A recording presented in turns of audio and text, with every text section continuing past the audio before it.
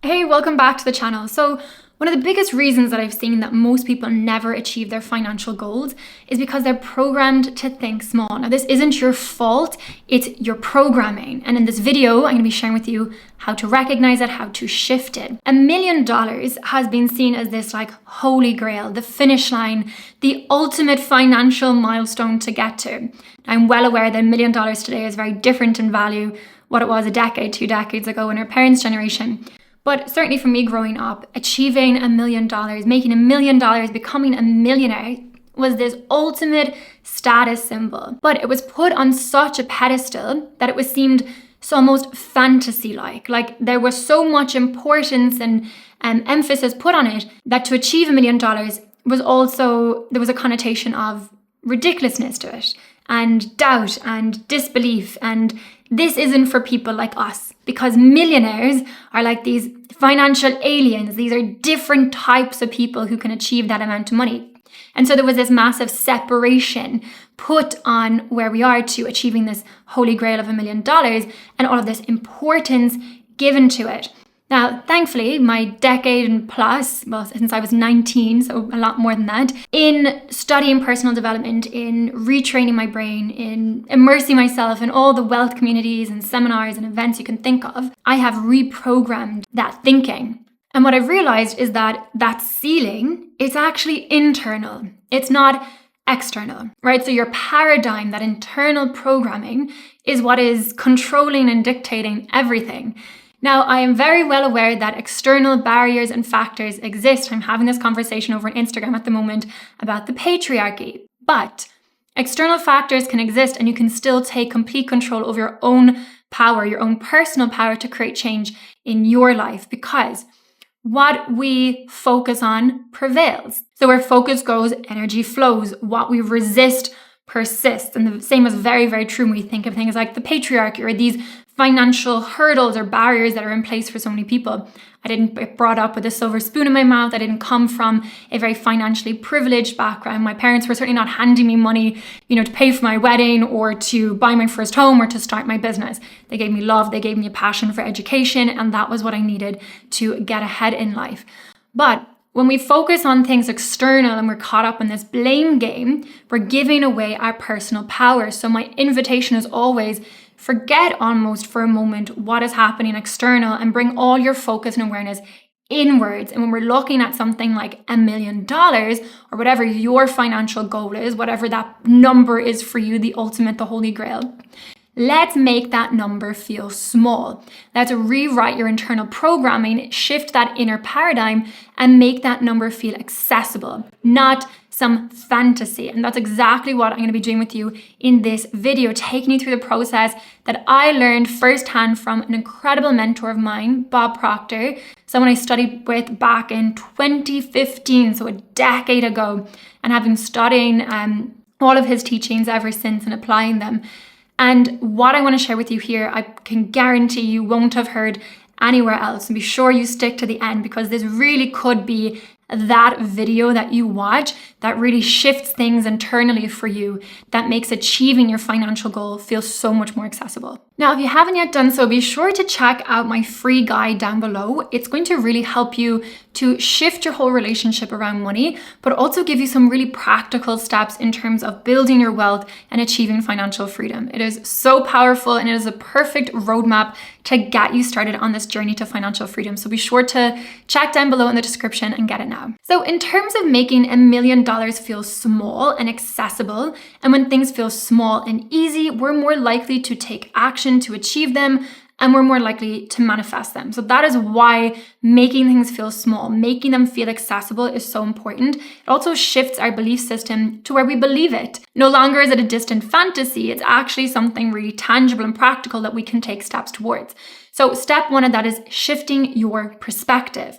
Now, your perspective is simply your point of view. It is not something that's fixed. It is something that is changeable. You can literally change it in an instant, right now, if you choose to.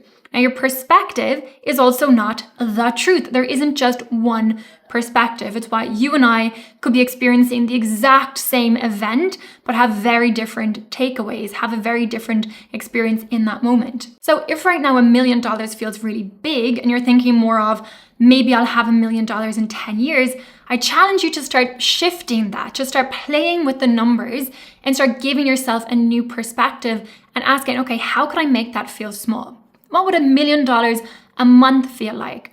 Or $1 million a day feel like? Wow, that opens up a whole new level for me.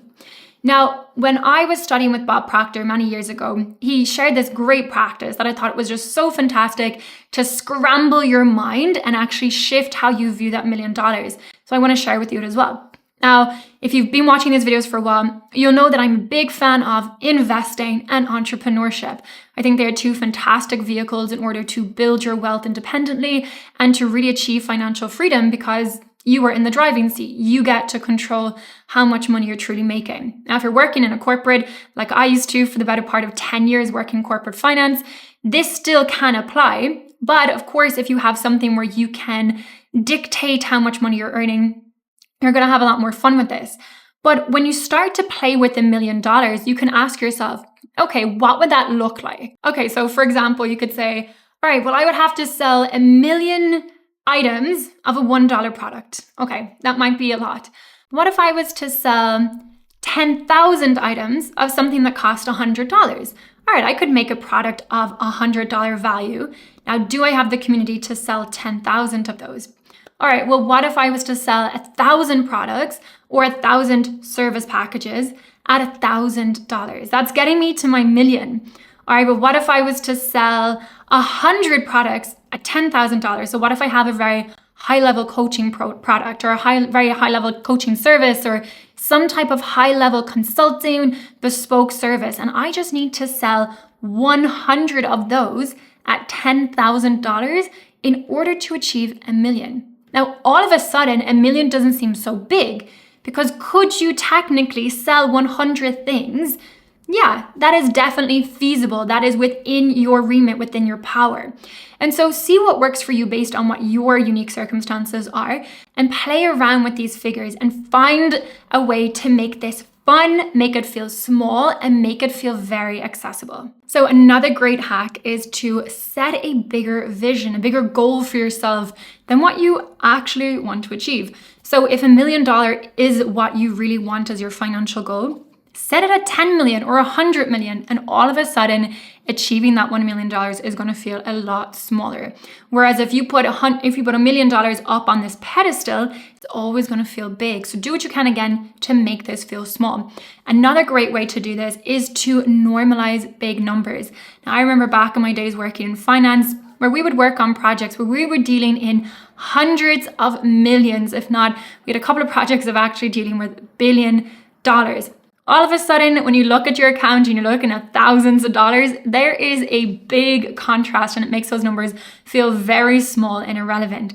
So surrounding yourself with people who talk in big numbers, who talk about finances in a big way, is again a great way to begin to normalize your financial goal, to make it feel small so that you can make it feel really accessible. Again, this is one of the many reasons I love the collective, our new wealth community, because we have these conversations around money. We normalize money conversations, and we make whatever your goal is feel really small and accessible. Next is consistent exposure and mentorship to people who are already playing the game that you want to be at that level. Now, this certainly happened for me when I worked with Bob Proctor, and I heard him talk about things in terms of millions. And this was at a point in my life when I was just qualified as a chartered accountant, coming out of working in a big four company and making okay money, right? The money as a chartered accountant, as a trainee chartered accountant, is not incredible. And so all of a sudden I was gone from an environment where me and all my peers were making the same okay smallish amount of money, to being in a room with Bob Proctor, his, associates, people who were at that level, and they were talking in millions. And it definitely scrambled my mind, made me dream bigger and force myself to really expand what I thought was possible for me. So again, surrounding myself with incredible mentors, coaches, a community of people who are wealth conscious really helped me to recalibrate what my normal set point was. And this is so important, especially as someone who grew up in a county in Ireland where there's not many homes even going for sale at $1 million, right? So $1 million was still this big thing.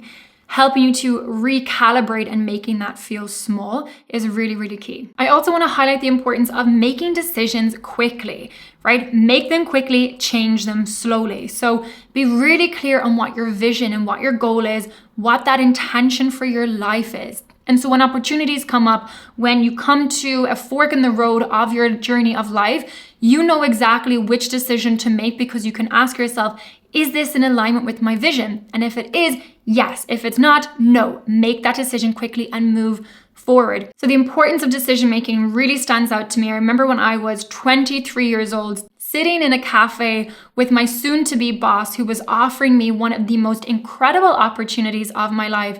But it also required me to completely uproot the life I had built back in Dublin, to completely change everything, to immerse myself into a new sector of finance, move countries, and really take a risk that this would all pay off. There was a lot of uncertainty involved.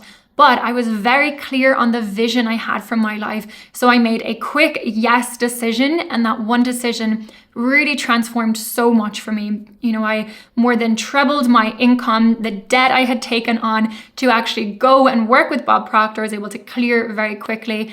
And I really entered into a completely new realm of prosperity and wealth, networking with people who were multi-millionaires, sitting down for breakfast with some billionaire owners of companies. It completely changed my whole reality, my understanding of money, and ultimately is very much what led me to be doing what I am here today at the Witch of Wall Street. So the importance of having clarity so you can make quick decisions and not procrastinate. Now, the next point is something so powerful. I was just having this conversation with my partner the other day when we were future casting into the vision that we've created for our life and for our family and what we want to manifest. And tuning into what would we be doing if it was already done?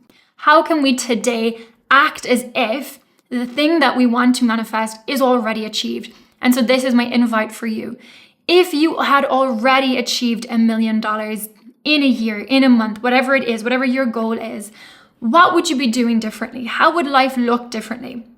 Now, this isn't an invitation to start going out and piling on expenses onto your credit card, spending as if you were a millionaire. This is definitely where the manifestation teachings can go very wrong and can go very counter to any financially smart decisions. But how can you act as if? How can you feel differently? Are there habits that you would change?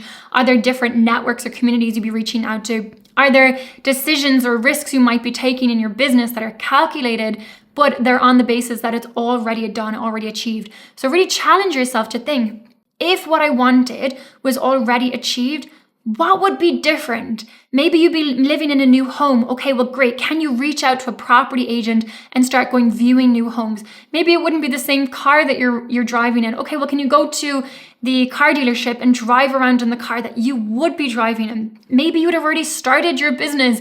Well, okay, can you take the first steps, put in place a business plan, reach out, hire a coach? Would you be investing your money? Yes. Would you be managing your money a lot more efficiently? Yes. Would you be managing it like the ultra wealthy? Yes. Again, this is exactly what I share with you within my guide. So be sure you check it out. It's free. It's down. I'll put it in the link down below. But check in. What would you be doing differently? Because remember this, the version of you today who is living this reality is aligned to this reality. The version of you who is living your envisioned reality is aligned to that reality. Now, if you want to close that gap and really minimize the distance between where you are and where you want to get to, start acting as if it's already done. That is one of the fastest ways you can collapse that timeline and really shift realities much faster. You cannot continue with the same thinking, the same beliefs, the same actions day in, day out, and expect your external reality to catch up with what you're envisioning. You've got to shift something, and it starts internally. So remember, on your journey to achieving, if it's $1 million or whatever your financial goal is, remember the importance of making it feel small, making it feel accessible. Use some of the techniques that I've shared here to apply and see what works for you. Not everything is going to work for everybody, but see what applies here. I know with certainty something here will click for you, will resonate, and really make that shift that you are looking for. Now, if you've enjoyed this video, be sure you hit subscribe. We are a brand new and growing community. It's so exciting to see you follow along and be part of this journey. And I love reading all of your comments. And if you want to delve even deeper into living your richest life, be sure you check out this next video here.